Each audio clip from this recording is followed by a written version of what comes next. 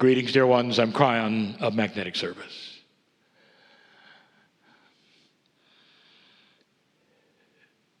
All over the world, dear ones, my partner will go and give messages that are the same.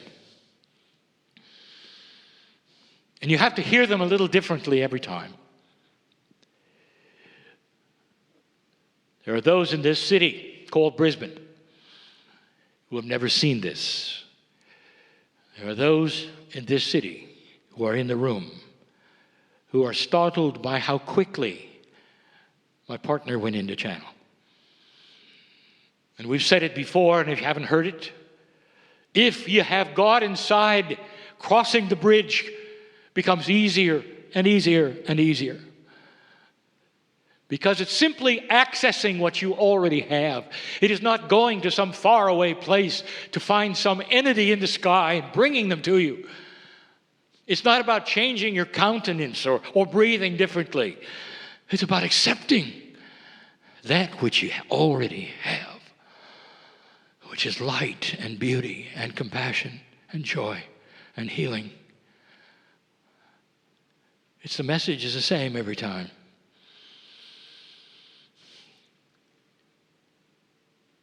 Humans want to title these channels. They do, whether or not I give one. It's a linear desire. What is the title today? And in the past, I never did, because it is so linear. But I will. And today we're going to call this short message, Watch for the Bubbles. I want to talk about the layers of belief. Things are changing when it comes to the way human beings think, the way they survive. Let me talk about an old energy situation of belief. There's really two kinds of things in your life that will set up what you believe. And the first is what you've been taught. What did your parents tell you about the man in the chair channeling? What did you learn in school about this possibility of what is going on right now? What did those in organizations, perhaps that were spiritual, tell you? And whatever that was solidified in your consciousness because these were people that you trusted. These are individuals that you loved. And you start to build, therefore, a wall of belief. It's more than a wall, it's a box. It's almost like it surrounds you and becomes you. You are defined by what you believe. If you doubt that, when you meet a politician and they tell you what they believe or what party they belong to, you just exposed their box. That's who they are. And so this box of belief becomes you. But dear ones, in an old energy, you have to do more than put it in a box. You've got to make it a castle. The walls have got to be strong so no one can chip it down. Because it becomes your existence and your survival. What you believe is who you are. There are those in the audience, there always are. Old souls, everyone, who will not necessarily believe in what is going on right now because of what they've been told. The second aspect of belief in these layers comes from experience. What you therefore experience becomes the second box. Some even say it's a concentric series of boxes, that there are many layers, boxes within boxes. First, that's what you've been told, and second, what you experience, and it all comes together to shape you. And in an old energy, dear ones, you count on it. You go from place to place, and this is you. Dear one, with what you know about compassion and about God, with what you actually perhaps have experienced, what happens when you share that with somebody with a strong box? They'll walk the other way. They won't say, well, that's not what I believe, but it's interesting. Tell me more. Instead, they will shut you out because you are therefore a threat to their survival in their box. It's an old energy attribute that is human nature. It's the way civilization works and how it competes for resources. It surrounds itself with itself. Make sure that nobody else can get in and competes. Dear ones, this is starting to change. Well, Kryon, what happens when somebody is converted to another thinking? Isn't that changing the box? Oh, dear ones, what it is you got out of one box and you got into another. And in the process, you lost a lot of friends because their box and your new box, they don't get along. And therefore, you have the war of the boxes. And you know what I'm talking about. The boxes are strong. They're survival. And that's where it sits until today. There's some interesting things happening. Let me tell you one. Science is playing a part in the examination of something you never thought they would examine: the human soul. Now, let me tell you why, very briefly. Later today, my partner is going to bring you proof of the discovery from major institutions and university that consciousness changes physics. Therefore, consciousness must be energy. Are you following this? If consciousness is energy, suddenly it must then obey the laws of known energy as brought to you by Einstein. And one of those laws, the first one of thermodynamics, is that energy cannot be created or destroyed. What happens when someone dies to consciousness? Now, in the past, those laws of thermodynamics, when a human being died, there was no problem. They went back to the earth. The energy that was a human would then be dissolved and it would be accepted. It would change.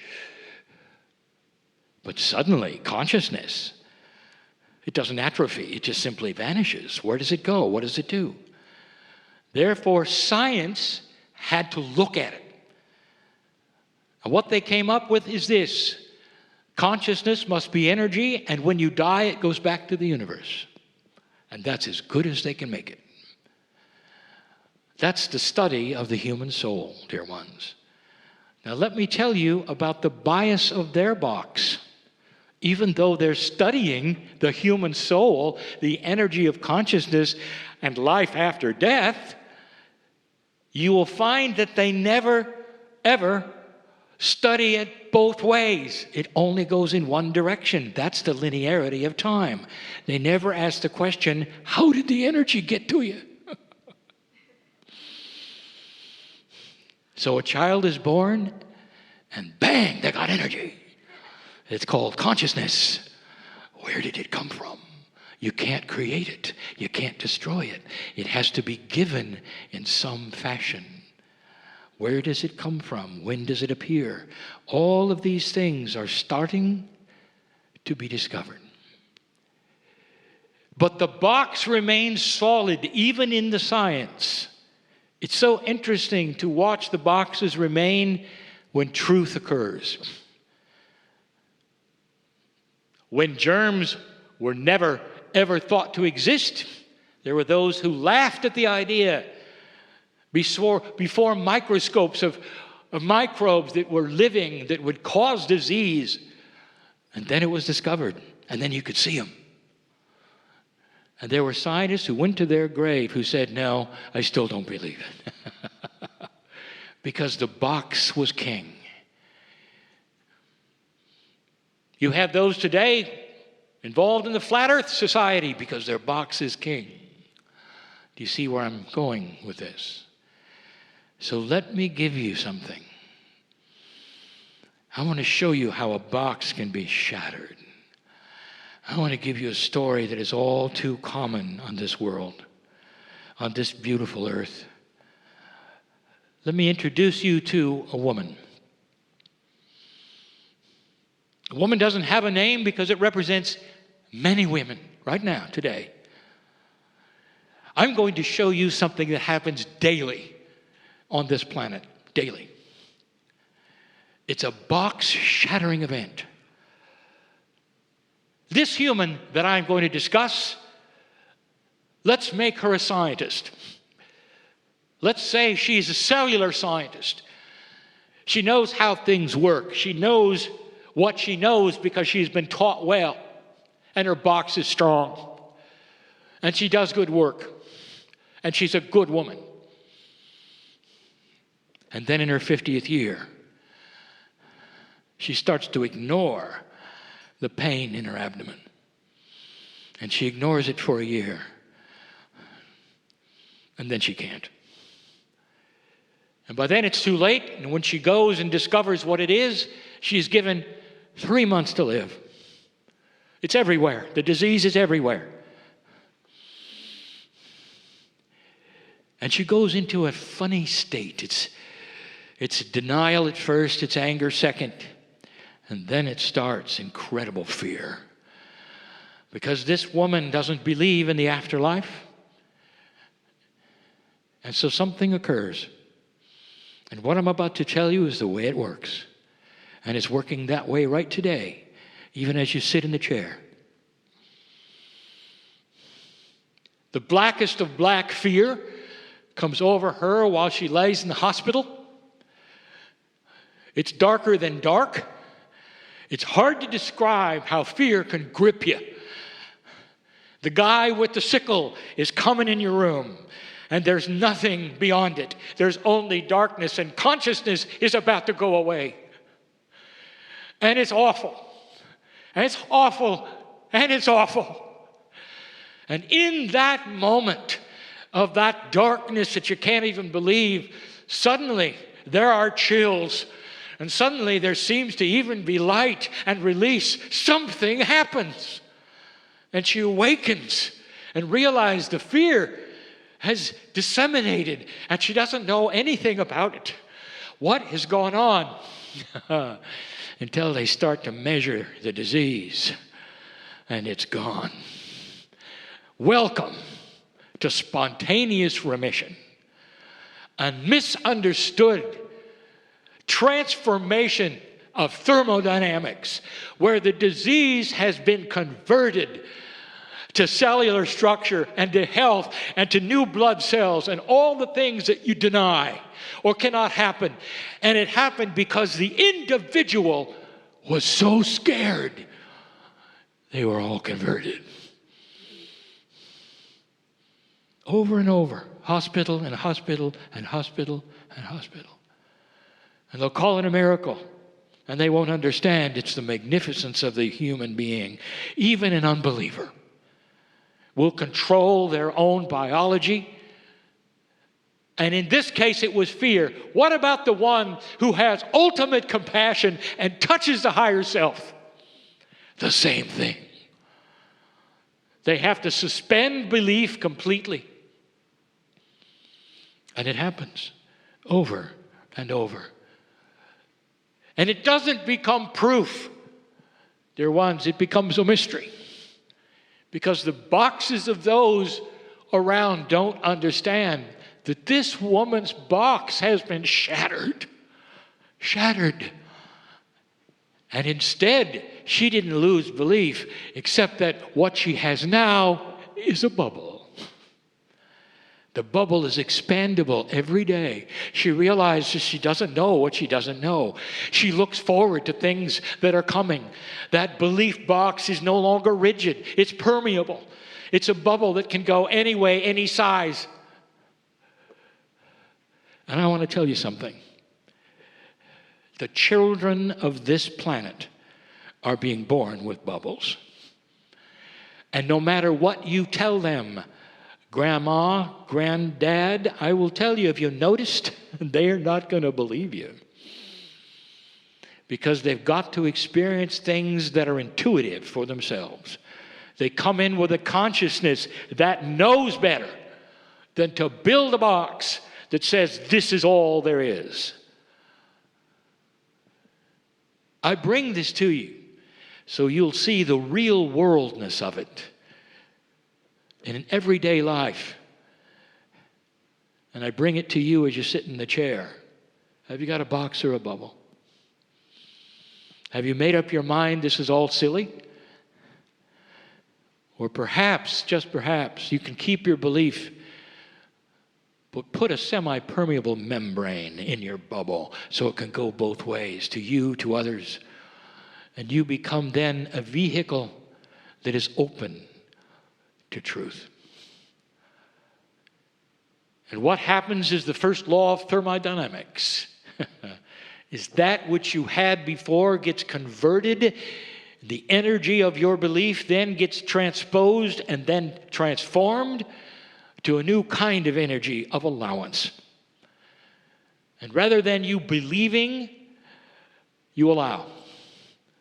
And that allowance creates a human being that is open to being healed themselves. To the idea of epigenetics, where cells are all listening to the consciousness of your body. It goes way beyond this, dear ones. You can keep yourself alive longer. You can start youthing.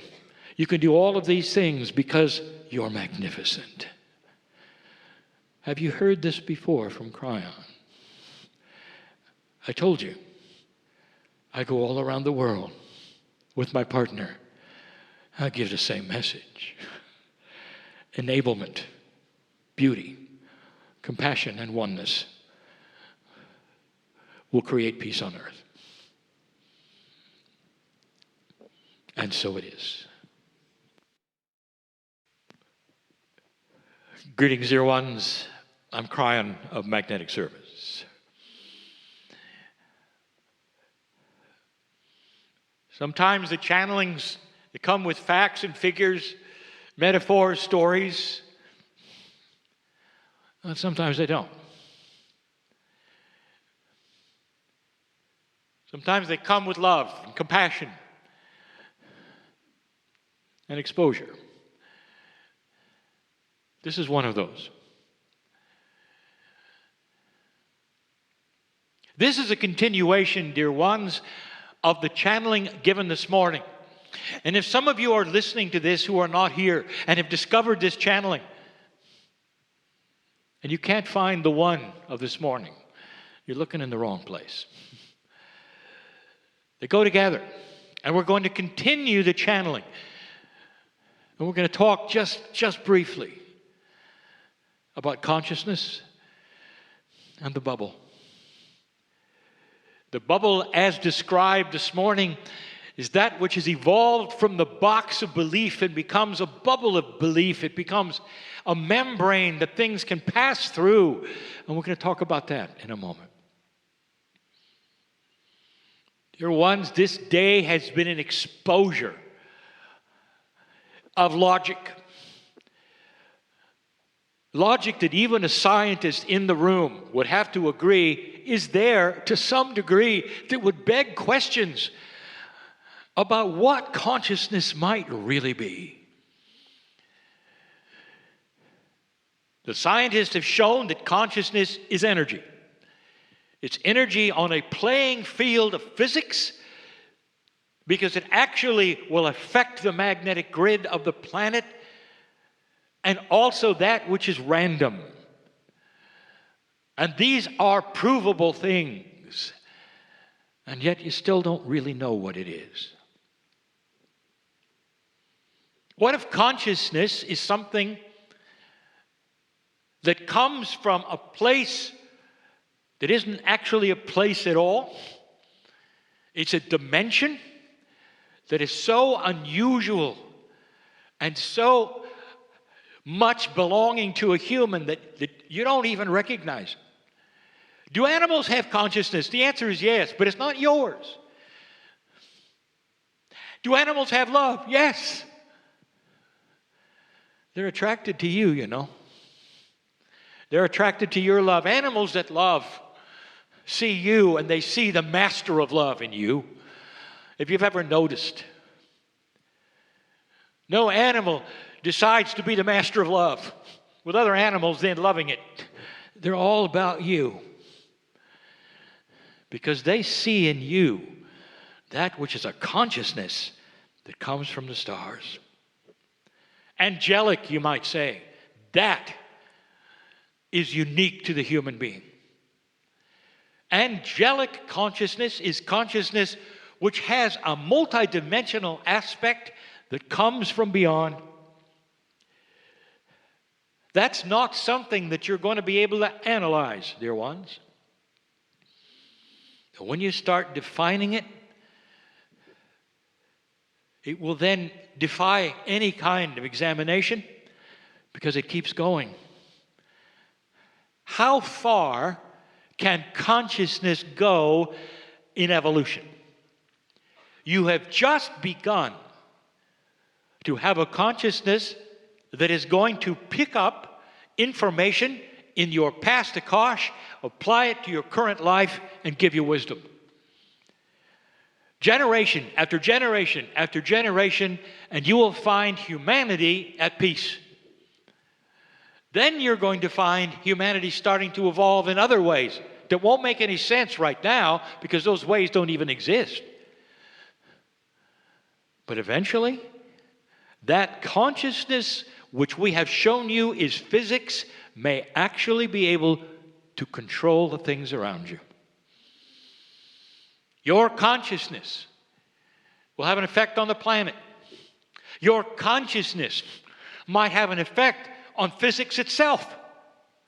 Your consciousness may actually be able to put you in a body without cells.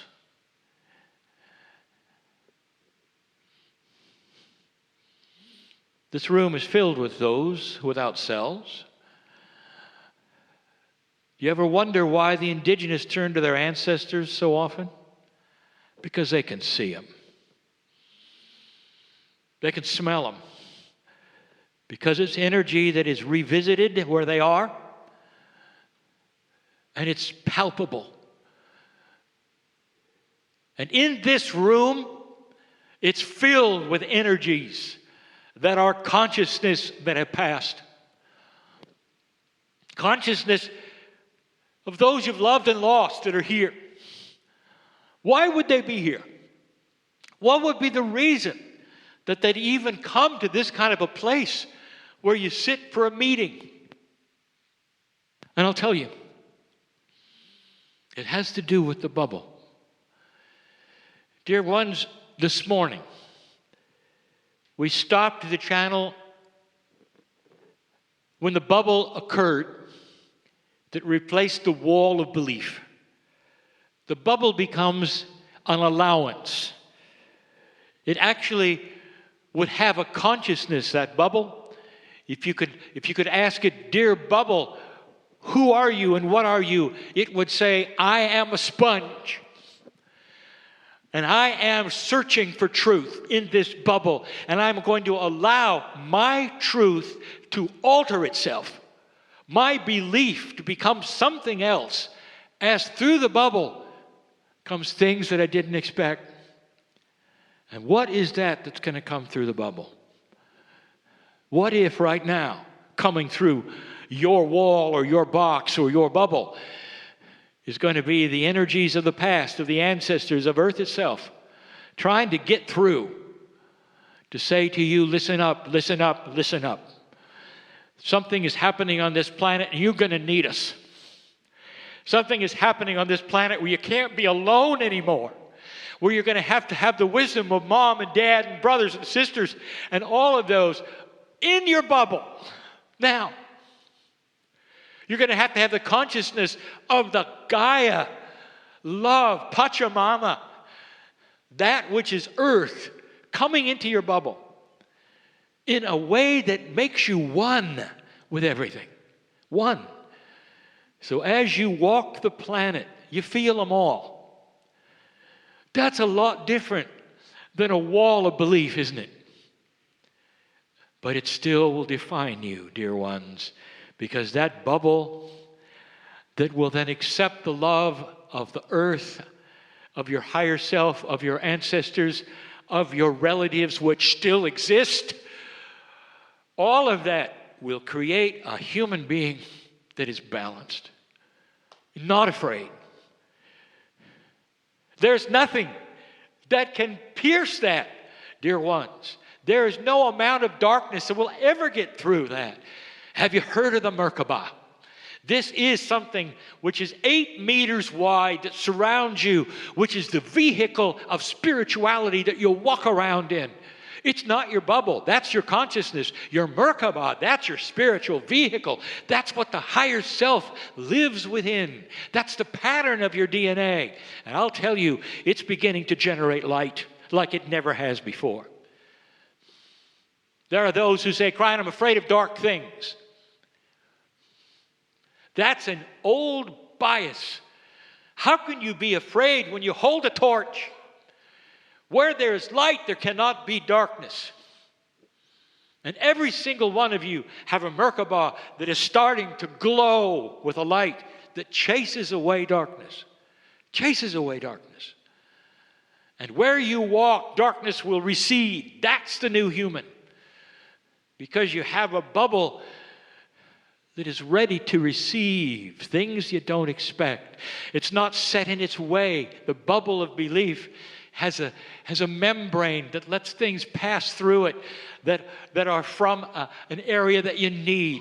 More love, more compassion, more wisdom, more understanding. That's what the bubble creates. Allowance of change. And dear ones, I'll tell you something. The old soul is really ready for this. Some of you who sit in the chairs right now, you're really ready for this. That's why perhaps you came. Startling esoterics are beginning to shift this humanity that you live in. And it's why you sit in the chair, so you could hear this. There's a tendency of the linear human being to get out of the chair at the end of this meeting and say, well, that was a lovely meeting. And that's it. What are you afraid of? Are you afraid of being loved too much? What are you afraid of? That you would not be able to accept what I'm telling you? That those you've loved and lost are here? Are you afraid of that? That there's so much love for you of the universe that with free choice, it's got his hand out saying, there's more here, you know. Every issue in every chair in this room is solvable. Every issue. No matter what you've been told, no matter what you think, dear ones, there is so much here for you. That's with that acceptance bubble that walks out of this room and says, this or something better, bring it on. Because I am done with building walls. I want a bubble where my belief can be enhanced by things that are new and it won't hurt. And I don't have to offend my friends because I receive more love. I don't have to proselytize. I don't have to evangelize. All I have to do is love and walk from place to place in a balanced way. And the children will see it, and the animals will see it, and those around you will see it. Even the plants will know. That's a fact. That's the profundity of what is ahead. That's why you're here. It's not a long message, but it's one I want you to hear. Perhaps you've just tuned into this, and you should hear it again. Because it tells you you are magnificent. All of you. Born that way with free choice to enhance it instead of go into a shell that is filled with fear and darkness, as some of you have. It's time to break out of it. This is a good time, for there is coherence right now in this room. There are those who will help if you allow it. And you don't even have to meet them. You help each other simply by sitting in each other's Merkabah, by a coherence that's generated in this place that goes beyond what you ever think would be. Hard to believe, is it not? That there are others in this galaxy who know what you're thinking right now, who are watching this planet, watching coherence, having celebrations because you broke out of the norm and you made it past 2012. That is a truth that someday will be validated. And you'll be here, dear ones, all of you. It may look a little different, but you'll be here. Beautiful. The system that exists. Beautiful. Filled with purpose and love, compassion, logic, reason. Just for you. This is the teaching of Kryon. It always will be. Blessed is the human who hears this, cognizes it, understands it, and leaves differently than they came. And so it is.